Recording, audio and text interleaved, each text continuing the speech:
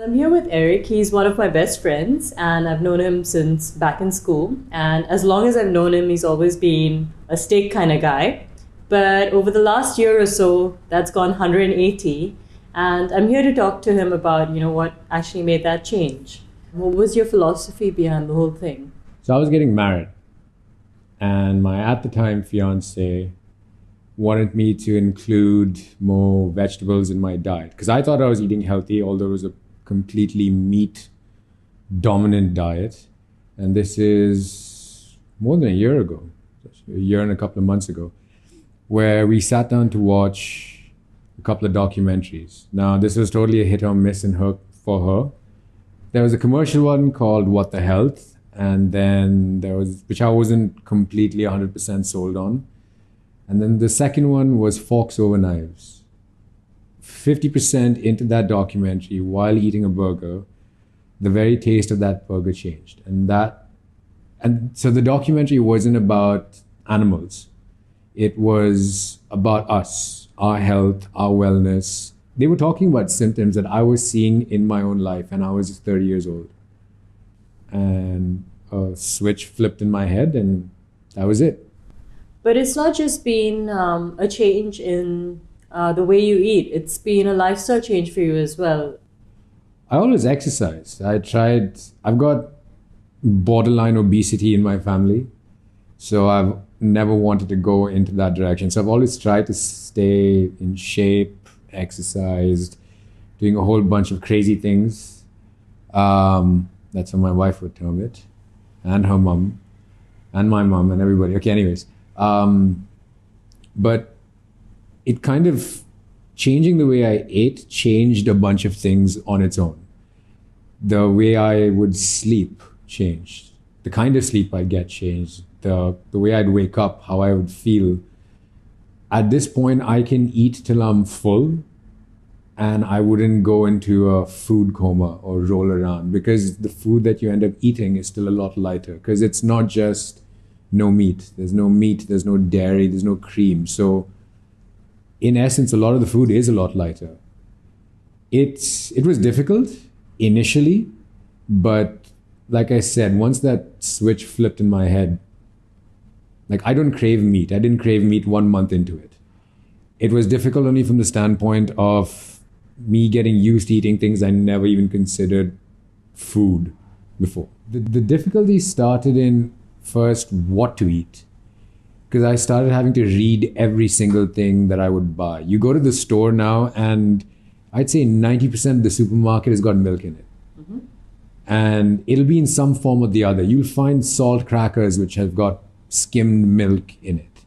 Or you'd find a bag of chips which is just supposed to be salt potato chips, but it's got milk in it. And you just wonder, like, why is milk in all this kind of food? So that was difficult. Me getting used to actually saying, okay, this is what I can eat, this is what I cannot eat. And then obviously having to move to different stores just to find food, because this was all very new to me. Psychologically, it was borderline depressing for the first few months. Not because, hey, I can't eat this kind of food, I couldn't eat that, whatever. That kind of went away within the first week. But because I would exercise and I would lift weight, I lost a lot of weight. I basically shrunk. Everything, I dropped clothes sizes, I dropped I probably lost about 17 or 18 kilos over the course of 3 months. Not doing anything different except just changing the way I ate. And that also affected my muscle growth. So it went from being able to deadlift a massive amount of weight to not even being able to pick up half of that. And that was borderline depressing. Because for me, I was like, okay, I'm doing all of this to make myself feel better, but now I'm feeling crappy because, hey, I worked so hard to do that and now I can't do any of it. But yeah, so it does take a toll on you, and it's something you have to be prepared for. So you spoke a little bit about labels a little while ago. What is it exactly that you look for when you look at labels to make your decisions in terms of, what's really good for you? If you don't know what it means, don't buy it. Mm-hmm. Simplest thing. If it's got some massive scientific name, don't buy it. If the expiry date of a product is 6 months and you know that you got it from the raw source and you kept it on the counter for a week, it would go bad. Don't buy it. So make small changes. I 100% will not say I'm not perfect. Look at this. I do eat preserved foods. I eat chips. I eat crackers and stuff like that. But try to minimize it. So even if you're going and buying like fresh juice, in this 1.5 year, I've realized that there are like 50 ways a brand can disguise the word sugar. They will say it is sugarless, and it's got a whole bunch of other nonsense where if you looked up the meaning, it is basically sugar. So there's a common conception or other misconception that people have that being vegan or vegetarian means that you need to spend a shitload of money.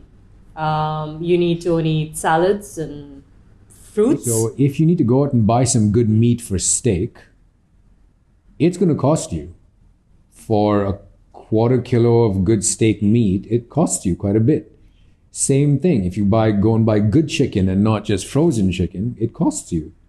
So it's kind of just substituting one type of food over the other. I guess the only difference is you're not used to seeing a price tag on something which is non-meat to be that high. Of course, variety is a big deal. It is difficult. You have to go from one place to another. Stores are also changing. So it's becoming easier because I guess they are becoming a little bit more in the know of, hey, this is what people are preferring. So don't get intimidated. If you do the mathematics behind your grocery bills, like my grocery bills never changed. It's just that what I put in my grocery trolley changed. So on that note, what's cooking for dinner this week? What's cooking this week? We just got back from the groceries. No, I don't like cauliflower. Crap. Okay, so apparently cauliflower, there's broccoli, which I've grown to like, which is very strange. I'm still anti-cauliflower, but anyways. There's chickpeas, there's beans, there's definitely going to be some kind of Indian dal, lentil or something in that. Whole bunch of fruit. So there are apples, there's grape, you've got 2 types of grapes as well. There are berries, orange, and there's nuts. And of course I've got my indulgences. There is some kind of chips or crackers, but I limit that. So yeah. Throw everything together and let's see what happens. Although my wife is an amazing cook. So. Yeah, thank you.